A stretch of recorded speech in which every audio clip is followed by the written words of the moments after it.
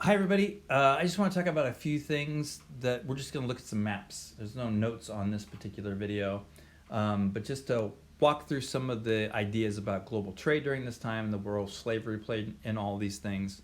Um, I know that you guys get or have gotten the the conversations about slavery from schools and other things like that, and there's a lot of elements to talk about. We're just going to talk about one element of it. I'm going into this with the understanding that slavery sucks. So we're just going to kind of go from there and not dig deeper into the slave system itself, other than the effects that the slave system had globally and on certain places. So let's take a look at these maps really fast here. Now, this map is blurry, but that's blurry on my screen too. I think I expanded it. It doesn't really look very good. The main thing I want to point out here is the red and the orange is Spain, places that Spain held during the 1600s. The blue is where Portugal was. Now you see sort of a different setup here. Spain kind of went in and took over whole territories.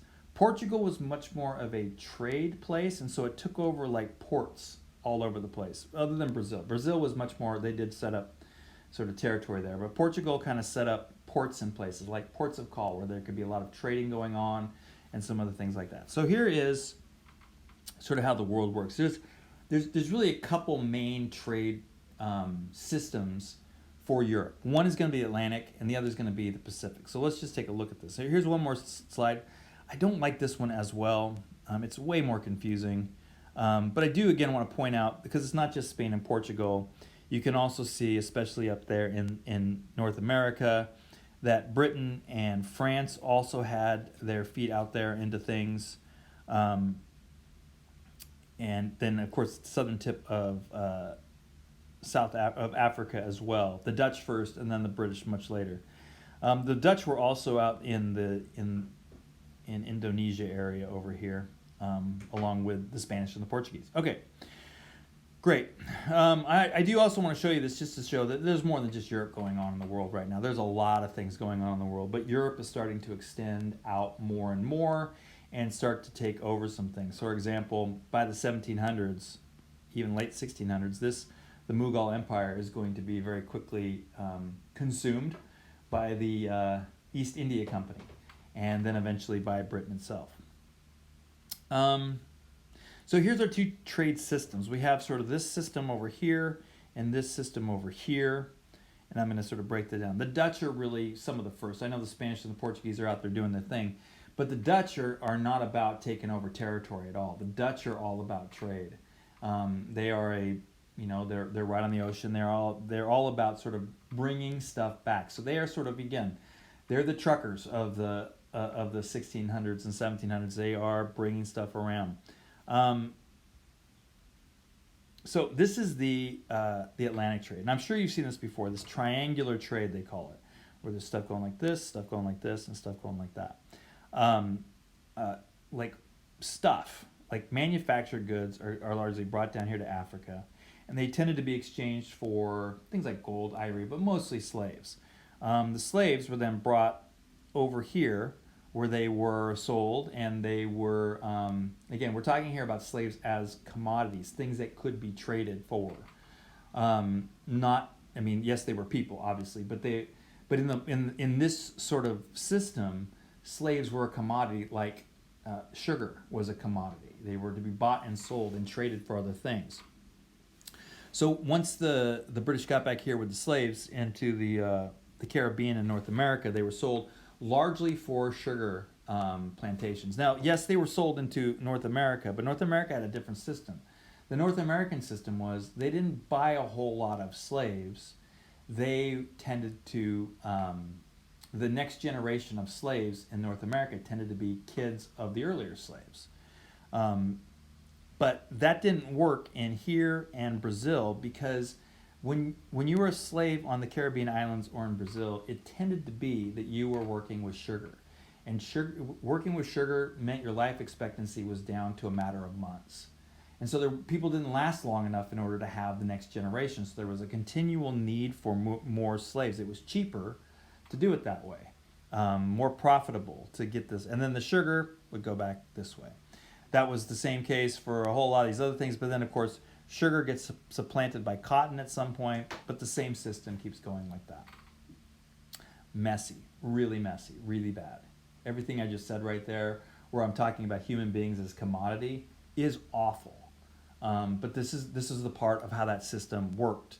And again, if you're in Europe at this time, you're honestly not, first of all, you're not seeing it, so out of sight, out of mind. But even then, it's not that concerning because you just change, the ideology develops in such a way that it's seen as not only a not bad thing to trade in slaves, but actually a positive thing for the slaves themselves. Look, now they're being taken care of. The Enlightenment's going to come along, and look, now they are being taken care of by somebody who uses their reason, and those slaves don't. So now they're learning how to use their reason better. This is all really good. They're being won over to Jesus by being brought into Christian areas. Like, there's a whole lot of justifications for this that are just awful. All right.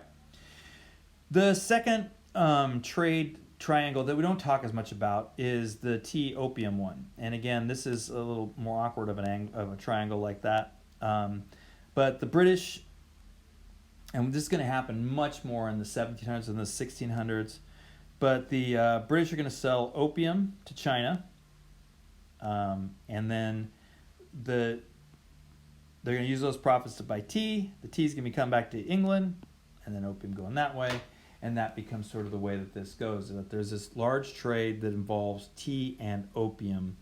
Obviously, this requires a couple things that have some really negative consequences for the rest of the world. One is Britain's going to become more and more and more more and more involved in India, and eventually come to take it over almost entirely, and all the negatives that go with that. But also, opium addiction in China is going to skyrocket. It's going to go crazy over there, and the government's going to do everything it can to try and get people to not use opium. But opium's going to become so cheap because the British are going to force China to keep trading that opium. It's going to result in the 1800s in things like the Opium Wars and some other things like that China's going to end up losing and end up with more Europeans inside China. But during this period in time, Britain is making its money off of getting China opium addicted so it can buy more tea, so it can bring it back to the U.S. I don't think I really talked about this well, but let me just say one more thing here about why this is the case. When we do trade today, right, we talk about exchanging money. So maybe I'm going to buy something, so I take a whole bunch of, currency with me, or I even have it wired to somebody. That's great. But back then, you couldn't wire things because there was no wire, but also you couldn't just bring a bunch of currency because the money that I use in my country is not going to be the money you use in your country. So I'd have to bring like metals, like gold and silver. That is really chancy to do that, and it's really heavy. So what's going to happen is, rather than pay for stuff with money, you're going to trade for stuff. I'm going to bring you stuff that you need to trade for stuff that another place needs.